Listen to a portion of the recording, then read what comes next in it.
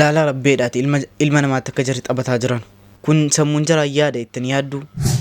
አርቲፊሻል ኢንቴሊጀንስ በመጠቀም የሴት ልጅ ራቁት ገላ በምስል ወይም በቪዲዮ መልቀቅ ረቢ ዋን አከሲራ ነው ሃይጉ ቀነኒን ቢልቢላ ፍራቴ ደንተሞ ስርቢኩን የሬፉ በሚቲ ጀተ ኤጋ ሙጨቲን ኩን ቀነኒ አዱኛ ፈካት የቹዳን ነሞንዲ ባይ ቪዲዮ ሲረጋለኒ ሪፍ ጀዳ ጅሩ akkuma kana zeddoo jimmaatiinis kan wal fakkaatu tokko dhufteetti abbaan keessan eddeen dur deeme gaafadhaa mee.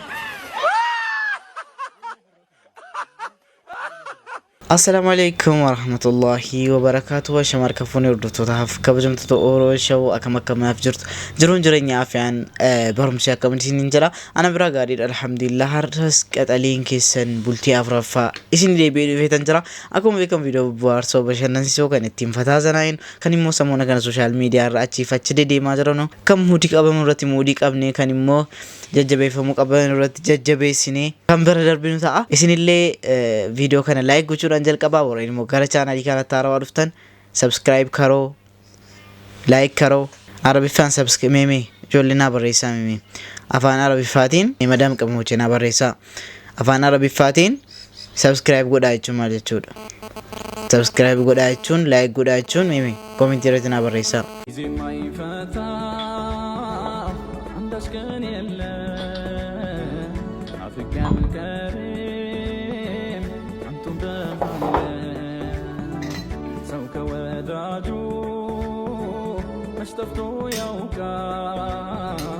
نانجل قدامي تشوف مال قداتي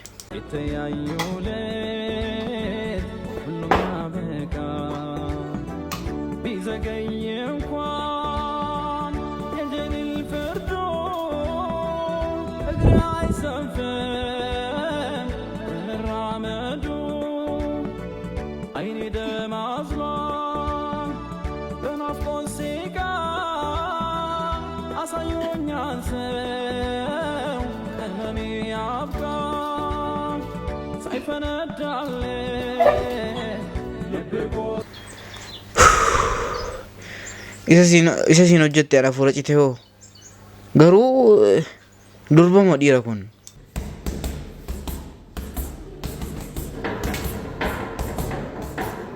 haydar distiin silaa miicame maal gudii taane kuno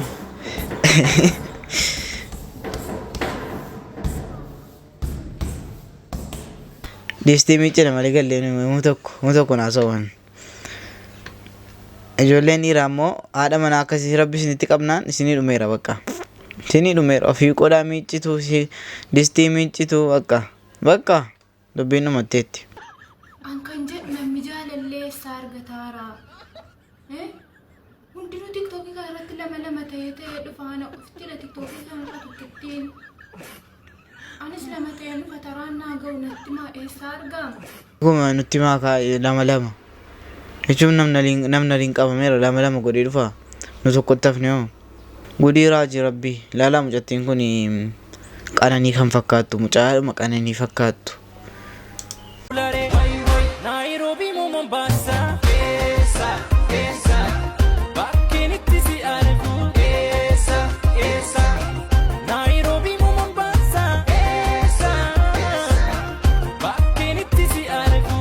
agartanii ijoolleen qananii jedhuun jechaadha ijoolleen baay'een.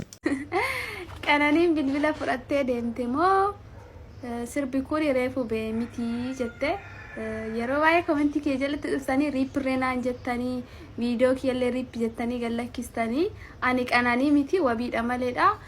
Namni uumamaan wal fakkaachuu danda'a amma tokko wal fakkaachuu dandeenya hamma kanaanaaf qananii wanni wal fakkeessa jedhu hin jira jedhee yaadu. lammaffaa irratti immoo yeroo baay'ee komentii kiyya dhuftanii riippi jettanii viidiyoo kiyyallee riippettanii postii gootanii maatiin qabaa maatiin kiyya gaafa waan sana argan baay'ee nahan jechuudha. Please waan akkasiitu waliin jechuu baannee baay'ee natti tola nama adda baafadhaa isiniin jechuu barbaada. Waa'ee kana haasa'uun barbaanne dhugaa rabbi baay'ee nama gaddisiisa. Duuti obboleettii keenya Qananii Addunyaa baay'ee tokko natti dhagahameera hanka nama tokkootitti dhugaa ishii Waaqayyo nu haa barbaadu. Lubbuu ishillee nuuf haa boqotu jecha dhugaa baay'ee tokko natti dhagahameera garuu ani wabiidha malee qananii miti namni uumamaa waan tokko wal fakkaachuu danda'a haati koomentii kanaamoo baay'ee na kofalchiste koomentii hedduu na barraa ati obboleettii ishiiti moo rabbii jedhii nuu deebisi rabbiin si qabne ati firummaa walirraa qabde gaafa karaa irratti faanatti dhufan a'uuzi billaa jedhu namni musliima kiristaanii moo basma aamulli manfas qudus jedhan narri fadha maaltu fuula koorra faa jira jedhee viidiyoo kiyyarree warra riippi jettanii poostii godhaartan piliis maatiin qaba waan ta'eef maatiin koo gaafa viidiyoo sana argan baay'ee rifatanii viidiyoo sanallee naa kaasaa warri koomentii kiyya jala dhuftanii riippi jettanirree ani qananii miti wabiidha maleedha halli obboleettiin keenya ittiin duute onnee nama cabsaa baay'ee nama ukkuba nan beekaa waa'ee kanarraa haasa'uun barbaadu garuu yeroo baay'ee koomentii koo jalatti waan isin deddeebitanii barreessitaniif hin deebisinii deebisuu dhufee galatoomaa yoon balleesse na of galchaasiniin jedha naaf jiraadha. Egaa akkuma argitan qananiin fakkaatan illee garii koomentii tokko dubbiseetan jira. Dhugaadha koomentii riif jedhu baay'eetu barreeffamaa fi ajaa'iba boo namni wal fakkaatu baay'ataa jira. Ilaala akka zeddoo jimmaa ilaala akkasii wal fakkaata mucaa zeddoo jimmaa fakkaatu tokko dhufte. መውደዷ መጠን ብሶ ካስገረመህ ጠይቅ መሰረቷን የማን ልጅ ናት ብለህ የሴቶቹ መዝገብ ይታይ እንጂ ቀረው ተገልጦ ባያልቅ እንኳንስ ተነቦ abbaa keessan gaafadhaa dur eessa dhattanii beektu jedhaati abbaa keessan gaafadhaa lamaan keessanoo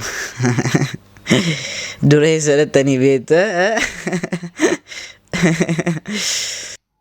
Eda namni akka kana garaa laafuun jiraa rabbi madamii akkasii isiniifaa kennu viidiyoo kana hanga dhumaatti dhaggeeffadhaa. Madamiin tokko gara biiroo deemtee hojjettuu yookaan sarraateenyaan barbaada jettee warra biiroo gaafatte. Warri biiroo suura fidanii keessaa maraxadhuu jedhanii itti agarsiisan. Isheenis mucayyoo tokko maraxattee mucayyoo kana naa fidaa jette. Ish burgalgala deebi'ii kottuu siif finnaa jedhani. Madamiin sunis akkuma lafti bari'ee galgalaa'ee jennaan gara biiroo deemte. Mucayyoonis biyyarraa waan dhuftee jirtuuf damoosa 2,200 nan kaffalaafi jettee farramtee gara mana isheetti fudhattee galte. Mucayyoonis akkuma mana madamii galteen amma shinti beetiitti deddeebiti turte. Achuma keessa taree immoo baay'ee shinti beetii keessa turte. Guyyaa 2 booda madamiin kun baay'ee shakkite maaliif mucayyoon kun shinti beetiitti amma deebiti maaliif achi keessa turti kan jedhu gaafa guyyaa 3ffaa aqxee barrii itti rukutte isheen shinti beetii keessaa bahuu dinnaan mucayyoonis barrii jalaa bante. Maal hojjettaa amma yoonaati maaliif amma shinti beetiitti deddeebitaa jette madamiin gaafatte. Mucayyoonis madamii kiyya ifa manaaf godhe ani daa'ima da'ee ji'a 2 otoon guutiin biyyarraatii dhiiseen dhufe harma kiyya aannan guutee waan na ukkubseef anis elekinoo shinti beetii galee harka kiyyaan elmeen of keessaa lafa naqaa jira ifa manaa godhi jette. Madamiin kunis baay'ee gaddite kottuu shaanxaa kee fudhadhuuti na wajjin jette gara biirootti deebiftee warra biirootiin akka kana jette ani damoosa 2,200 nan kaffalaafi jedhee waadaa sinii galee ture damoosa waggaa 2 akkasumatti tola nan kennaafi gara biyya isheetti galtee aqxee daa'ima ishee haa hoosisattu jette xiyyaara tikkeetti kutteefi gara biyya isheetti damoosa waggaa 2 tola akkasumatti kenniteefi biyya keetti galii aqii daa'ima kee hoosisadhu guddifadhu yoo rabbi nama waggaa 2 booda nu godhe immoo daa'imni kee gaafa jabaate deebitee hojjetattaa jettee gara biyyaatti gaggeessite. Edaa madamiin akkasii ni jirti jettanii ni yaaddu maashaallah jedha. Viidiyoo kana sheerii koppilinkii diiwuu maashaallah jedha jetteelleedha. Kana asirratti hidhattee jirtu immoo masqala maashaallah jedha. Mucattiin namatti tolti maashaallah. Si'umaaf maashaallah inna malee kabajuma keetiif jechaadha. Egaa wanna dhugaa taanaan baay'ee tokko namatti tola. Rabbi madaamii keessan akkasiin isinii hafa godhu malee haduutu jennaan immaa dhiisa ana akkasiin achitti nu jalaa nafne sodaadhe akkasiin nu jalaa achitti haftanii naan booddee ammayyuu rakkataarra jennaan achitti haftanii manuu rakkisu namni qishira naa nafnisu hin jiru adara utaalloon agamsiise kun obbo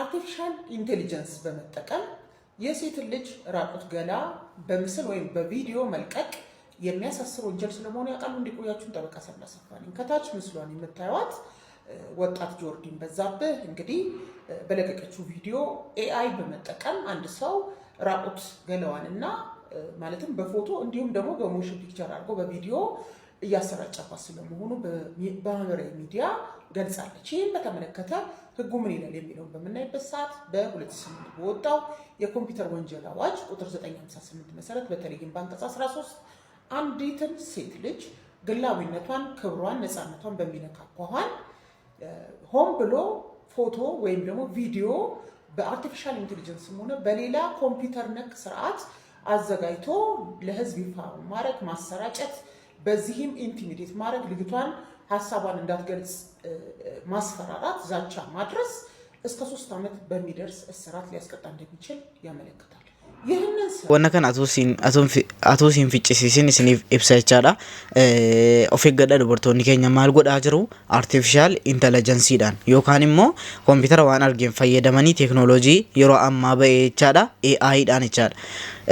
Suuraa keessan fayyadamanii akkasiin qullaa jirtan jechaadha, akkasiin qullaa deemtan godhamee hojjetamaa jira jechaadha. Kanaaf yeroo baay'ee dubartoonni suuraa keessan miidiyaa irraa achiifachiin gadhiisinaa wanti jedhamuuf kanaafi wanta baay'ee dhufaa jira jechaadha. dhaggeeffadhaa. አሁን በወጣት ጆርዲን ኬስ ለማስቀጣት ምን አይነት እርምጃ ነው መውሰድ ያለባት የሚለውን በምናይበት ሰዓት አካባቢዋ አቅራቢያዋ ላይ ላለ ፖሊስ ጣቢያ ሄዳ ይሄንን በኮምፒውተር ስርዓት አማካኝነት ፎቶዋን በቪዲዮን ራቁት ገለዋን እየተለቀቀ መሆኑን ይህንን ያደረገውን ብላ የምትጠረጥረው ሰው አሳውቃ ቃሏን ትሰጣለች። የግድ ይሄ ወደ ወንጀል ስርዓት መጥቶ ተጠያቂነት እንዲያስከትል አፖን ኮምፕሌንት ተብሎ የተቀመጠ ስለሆነ በግል አቤቱታ አቅራቢነት ስለሆነ ሄዳ ፖሊስ ጣቢያ ኢኒሼት ማድረግ ያስፈልጋል። ፖሊስ ጣቢያ ቃሏን ከሰጠች በኋላ በተጠረጠረው ሰው ላይ ምርመራ ተደርጎ ጥፋተኛ ሆኖ ቢገኝ እስከ 3 ዓመት በሚደርስ ጽኑ እስራት የሚያስቀጣ ነው ማለት ነው። በዚህ ረገድ እቺ ልጅ ሀሳቧን በመግለጿ ምክንያት እየደረሰባት ላለው ኢንቲሚዴሽን የጠበቃ እርዳታ ብትፈልግ በነፃ አገልግሎቴን ለመስጠት ፈቃደኛ መሆኔን እገልጻለሁ። መሰል በደል የሚደርስባችሁም ሴቶች ይህንን ነገር በፍርሃት ታግሳችሁ ከምትቀመጡ ጉዳዩን ወደ ወንጀል ፍትህ ስርዓቱ በመውሰድ ሰዎች እንዲቀጡና ትምህርት እንዲወስዱ ነገር ይሄ ነገር በሌሎች እህቶቻችን ላይ ዊዚን ፒዩኒቲ ያለምንም ተጠያቂነት እንዳይደርስ ማድረግ የሚቻል መሆኑን እገልጻለሁ። መሰል ጠቃሚ መረጃዎች እንድታገኙ ቲክቶክ አካውንቴን ፎሎ፣ ላይክ፣ ኮፒ ሊንክ ያርጉልኝ። አመሰግናለሁ። gabaabinumatti mucaan kun maal jettee namni wanta akkasii isinirra qaqqabe jechaadha. Sodaa malee dhaqxanii seeraan gaafachiisuu dandeessu. Namni tokko artificial intelligence yookaan immoo kompiitaraan yookaan bilbilaan waan ta'een godhee suuraa keessan qullaa godhee yookaan immoo haala isiniif hin taaneen edit godhee namni sooshaal miidiyaa irra maxxansu akka seeraatiinis hin gaafatama jetteetti. Sodaa malee dhaxxanii wanta kana qabsiifattanii dubartoota jara kaaniifis akka barumsa taatan jettee gabaabinumaan kana shamarran keenya of eeggadhaa. Suuraa akka malee callistanii sooshaal miidiyaa irra gadhiisinaa, keessattuu tiktookii kanarra baay'istanii gadhiisinaa. Isin hin fayyadu. Wanna tokko isin hin fayyadu jechaadha. Bu'aa isiniif hin qabu. Wanna akkasii adeemsifamaa jira jechaadha.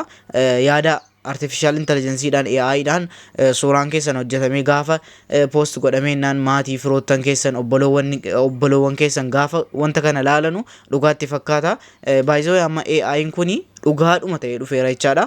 Baay'ee tokko cimaadha, baay'ee tokko nama gaddisiisa. Wanna akkasiirraa of eeggadhaa please. Rabbis na eegu cimaadha jechaadha. Alabamneeti miti nuti silkiidhaan alabamneen dhufne jechuudha. Walii galla. Sister. Dhiirti dhalaa xalabattee iddira fiduun humaatii miti. Garuu dhalaan dhiira xalabdee fiduu tanaattu yaachisee. Reef dhufaniif jirru kun immoo maakiidha jechaadha. Xalabamnee jechuun kun namoota baay'ee aarsee jira. Akkuma beektanu namoota baay'ee aarsee jira. Maaliif namni tokko mijaafuu dhiisuu danda'a. Fakkeenyaaf beektanii namoonni baay'eenis beektanii asirratti xalaban waan arge jechuun qabdu turte. Samoona kana immoo suuraan baay'ee nama gaddisiisu kun Facebook irra post godhamaa ture. Laala namni akka sammuun isaa addii kana yaaduu didu jira jettanii yaaddu laala rabbiidhaati nama kun. Reeffal mana harreerra kaa'anitti sirbaa deemuun yakka cubbuu guddaadha kun. Annam reeffisuun kan eenyuyyuu haa ta'u. Ijoollee Oromoo bosona jiran miti kan eenyuyyuu haa ta'u. Reeffi kabajaa qaba. Ajjeesteetta erga ajjeeste harree irratti fannistee deemuun footoo kaastee ittiin dhaadachuun wayyaa irraa baafachuun waan safuu aadaa keenya keessa hin jirre dhageenyee hin beekne irratti dalagaa waan jiru kana yoon hin balaaleffanne maal hin balaaleffanne kun immoo kaayyoo keessan akka hin taane 100% isinitti sinnee isinii wajjin jirra isin beenna mul'ata keessan hin beenna dadhabbii keessan hin beenna dafqa keessan hin beenna ijoollee keessan manatti dhiistanii osoo dhukkubdanii garaa hidhattanii halkaniif guyyaa hojjechaa jirtu jijjiiramaaf hojjechaa jirtu wanti isin dalagaa hin jirin hin jiru. Ummata kanaaf wanti isin ta'e hin jiru. Lubbuu keessan dabarsitanii jijjiirama fiddanis. Maatii keessan facaastanii jijjiirama kana fiddanis. Waaqayyoo ta'ee isin tiksee har'aan isin ga'e malee wanti isin irratti yaalamin hin jiru. Har'a garuu qinqanii ta'anii mootummaa kana keessa ta'anii raayyaa ittisa biyya keessa ta'anii poolisii Oromiyaa keessa ta'anii mootummaa federaalaa keessa ta'anii bakka adda addaa ta'anii maqaa isin xureessuudhaaf warri hojjetaa jirantu jiru. Warra kana mootummaan xiyyeeffannoo itti kenne tarkaanfii irratti fudhate safuu keenyaan ala waan ta'e kan qaanii waan ta'e kan reeffi kabajaa qabaa waan kana hin balaaleffannu yoo ta'e. Egaa biyya kana keessatti akkuma beekamu cimaadha. Waan akkasii to'achuunis akkuma beektan biyyi keenya keessattuu naannoo jaraa keessatti bakka tokko tokkotti iddoo hundallee miti. Bakka tokko tokkotti gocha akkasii numa godhamaa jira jechaadha. Rabbi nu haa eegu.